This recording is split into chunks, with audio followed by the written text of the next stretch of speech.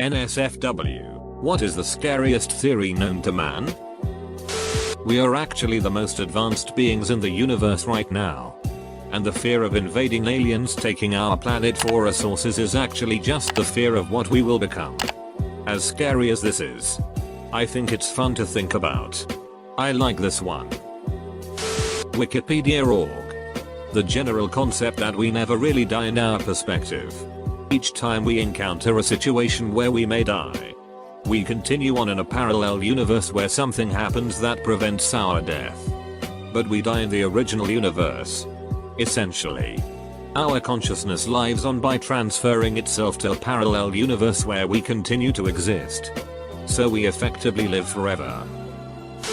There is a theory which states that if ever anyone discovers exactly what the universe is for and why it is here, it will instantly disappear and be replaced by something even more bizarre and inexplicable. There is another theory which states that this has already happened.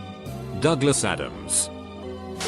John Douglas, a former chief of the FBI's elite serial crime unit and author of Mindhunter, says, a very conservative estimate is that there are between 35 and 50 active serial killers in the United States at any given time. That, should we destroy civilization, there are not enough fossil fuels in easily reachable places for any subsequent society to achieve an industrial revolution. We mined most of it and the only stuff that's left requires modern technology to reach. We're all, she wrote. If we duck up, there's no coming back from it. Edit. People are asking.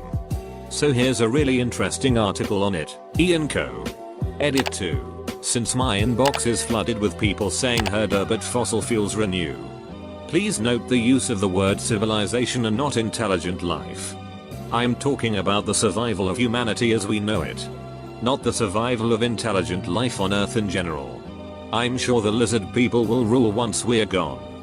But I'm not talking about that. Or extinction. For me it's solipsism. Easiest way to explain it is with a quote from Wiki. Solipsism, the philosophical idea that only one's own mind is sure to exist. As an epistemological position, solipsism holds that knowledge of anything outside one's own mind isn't sure. The external world and other minds cannot be known and might not exist outside the mind. As a metaphysical position, solipsism goes further to the conclusion that the world and other minds do not exist. Basically, every person you see, including family and friends, are possibly figments of your imagination and you can never know for sure. That any computer to be able to pass the Turing test would also be able to see that it would be a bad thing to do so. That there could be a machine right now that could act as a human but is also intelligent enough to know not to let us know it could. The brain in a vat theory.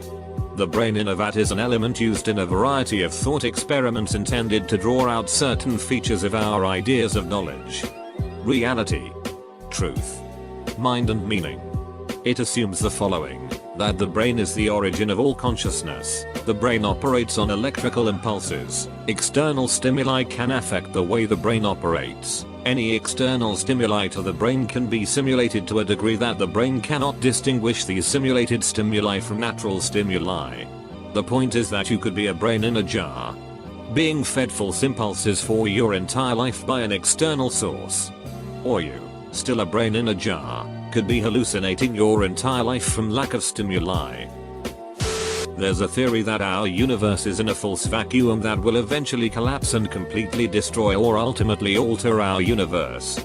That would mean that no matter how far we develop, no matter how many planets we'll settled, and no matter how many medical feats humanity will have accomplished, we would have a deadline where we would be forever deleted. Virtually all of mankind's fears, falling, spiders, etc., are based on things that were threatening to our ancestors. So keeping this in mind, why do so many of our images of monsters and demons look the same? That we live in a simulation. It's not hard to believe that one day we will be able to create a simulated world. Probably more than one. Maybe hundreds. Maybe our simulated worlds will become advanced enough to make their own simulated worlds. And so on. We might be living in a simulated world, We could be living in the simulated world of a simulated world. I'm forgetting the name of the theory right now. But the theory follows something along the lines of this. The sole reason for every single human achievement throughout history is due to our innate and deep fear of death. We are beings that think beyond just instinct and understand that every one human will cease to exist. This fear of non-existence has driven us to create everything we have made today. Kinda the opposite of the will to power theory in psychology. Neil deGrasse Tyson's greatest fear is that aliens have already found us and decided we are too primitive to be worth contacting. Just another way of saying we're not ripe enough for harvest. You could be stuck in a time loop right now and you would not be able to notice it, let alone escape it. This doesn't bother me in the slightest. If this is life infinity for me, cool. Hasn't bothered me in the slightest, and frankly I'm cool with being given a second shot. It didn't bother you the last time either. So that's good. That space is a lot like a jungle. We're basically here on Earth shouting out into the darkness with our satellites and technology. We're telling whatever might be out there exactly where we are. But in the jungle, monkeys don't try and contact tigers for good reason. We have no idea what's really out there. Most of the time, jungles are noisy places, filled with the calls of various animals. Some monkeys will even give out warning calls at the sight of a predator. There are very few things that will make a jungle go silent, or cause all of the fish on a reef to suddenly flee. None of them bode well for a careless human interloper. Let's hope space isn't like that. The Berenstein Bears theory. Go to your mom's house sometime and take a look at all those old books. And you'll see that the name is, and has always been, Berenstein. With an A. Don't you feel stupid now for misreading it throughout your whole childhood? Well, one theory states that the Berenstein dilemma is a small side effect of our universe intersecting with a parallel dimension sometime in the 90s. And everyone who remembers the bear's original surname are experiencing residual memories from another dimension. The first time I heard this I thought I was crazy because I distinctly remembered the original spelling with an E. Because I always pronounced it Berenstein. Edit, to those writing off the spelling difference as a careless discrepancy between publishers. The books were not named for the bears themselves, but rather for the authors Stan and Jan Berenstein, or Berenstein, depending on which dimension you lived in. Which means one effect of the dimensional shift that supposedly happened only a few years ago was the altering of the Berenstein family name at some point in the past. Those who remember the name with an A are simply remembering the new timeline. The scary robo-basilisk thingy. The idea that if we don't help an army to be made now when it is made it will punish those who didn't help it and punish the ones who knew about it and decided not to help it more. So if you're reading this you could get mordoxed by a robot. Edit, added name so you know it's scary and you know you are dooming yourself. Instead of me dooming you etc. Definitely the great filter theory. As it makes us look like naive simpletons merrily rowing towards the edge of Niagara Falls, singing all the way. There's something extremely frightening about hubris, especially on a species-wide level. The thing with this theory is that it's extremely elegant and straightforward. This raises the fright-o-meter considerably. 2. The Great Filter. There's a point in societal development where most societies collapse. This is why we don't see sign of extraterrestrial life. Aside from the sheer mind-bending distances. There are a finite number of patterns in the universe, and eventually they must repeat, alarm monkeys and typewriters. Therefore, given enough time, the pattern of molecules and atoms that make up your physical body will repeat, bond together, and you'll wind up alive and conscious somewhere down the line. Where and when you might end up are a mystery. You could respawn on an ice planet and freeze to death, only to respawn on a volcano planet and burn to death for all eternity, or until the universe ends. The Truman Show. Never has a movie made me question my life more.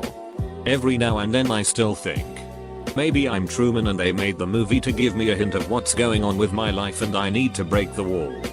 I always think that if I have been in a Truman Show style of experiment my whole life, it was pretty ballsy of the conductors to let me watch that movie. The Lucifer principle always is a good one to see how humans actually aren't as good as we like to think. It proposes that evil is rooted into our genetic coding as a byproduct of years of evolution and natural selection. In other words, humans exist as they do and are as successful as they are because we disregard other species' needs in order to stay at the top of the biological pecking order. So while humans always preach and boast themselves about how much they care and are sympathetic due to higher intelligence, yet disregarding that is how we came to be on top and survive. Phase shift. Everyone has heard of phase change, water turning to ice because it loses energy. Well, oddly enough, the same thing can happen to our universe. We know this because it has already happened. A short time after the Big Bang, a phase shift took place as the universe cooled. A part of the universe completely changed and destroyed the old part of the universe. This new universe then engulfed the old universe from the inside out, destroying everything and creating new laws of physics as it happened. This can potentially happen again at any time. If it does happen again, everything will be destroyed in an instant. It's possible I'm the only observer of the universe. Everything, the Earth, the universe itself, the laws of physics, even people who describe identical experiences to my own, were made up by me. Whatever entity I am, who possesses awareness for an unknown reason. Consciousness is just a weird aberration in evolution. And other life in the universe may be highly intelligent, but not actually consciousness.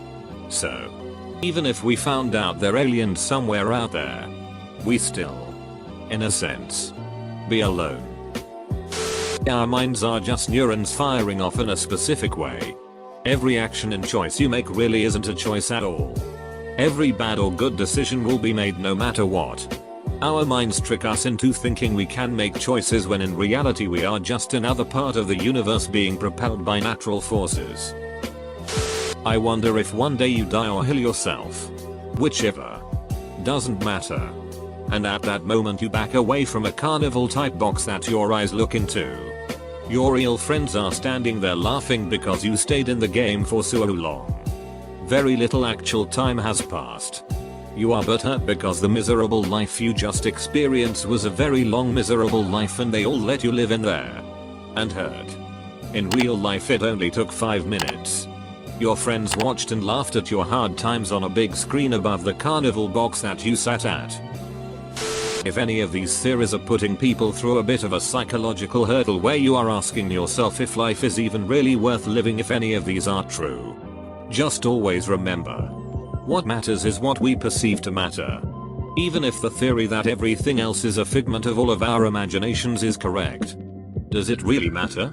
You are still you and you are still experiencing this simulation reality dream every day. So you might as well accept that you are a part of it and continue to live your life in the way best for you. It actually matters 0% if these theories are true. Because fake or not, your life is still your life. Even if we are in a computer simulation, there isn't much we can do about it. Might as well enjoy it while we are here and not think too hard about what could be. Not to say don't ponder and philosophize, but just don't let it get you down when you read about things like this. My favorite by far is the 5-minute hypothesis that Bertrand Russell put forth, that all things, including all memory, were all created 5 minutes ago. It's totally impossible to prove. But if you sit and think about every time you blink could have been the first time you ever actually did it. Sheet will keep you up at night. This will be buried, but I dated a guy who works for a company in Washington, D.C. Apparently when the House of Cards came out, a ton of political people started freaking out because the storylines are so true that they thought someone was talking. So a huge majority of them hired his company to keep them safe. The one I find the most currently concerning is gamma ray burst, GRB. We think we've seen them happen indirectly a few times in other galaxies. And they are scary. Basically, if a blue giant star, real big and hot, Top 5% goes up. It can form a GRB with a supernova. Whilst a supernova will pretty much never hit much outside a few light years, a gamma flash can easily hit across the galaxy in effective range. If a strong GRB hits Earth, the entire atmosphere is taken with a GRB and the magnetic field of the Earth fails to go over it as well, rendering us extinct in milliseconds. Could have early warning by the visible supernova, but shortly after the hit would be unstoppable. The human eye only sees in a limited spectrum of electromagnetic waves. There is a theory that certain things only reflect waves outside our spectrum. This could explain feelings of paranoia or being watched when alone, because there is something there you can't see. The monkeys fear that deep down. People can care about 500 people. If the person isn't part of your family, your friends, your community, even there are some abstractions like country, but it's weaker, you can basically watch them starve and be unaffected. The theory being that people only care about their small sphere, like when monkeys lived in small communities. This is why the news is always trying to connect foreign tragedies to local audience. A person in this city has family in the Philippines and are waiting for news from the latest typhoon. Because unless it's somehow in your sphere you don't care. It's a theory that depicts humanity as pretty cold.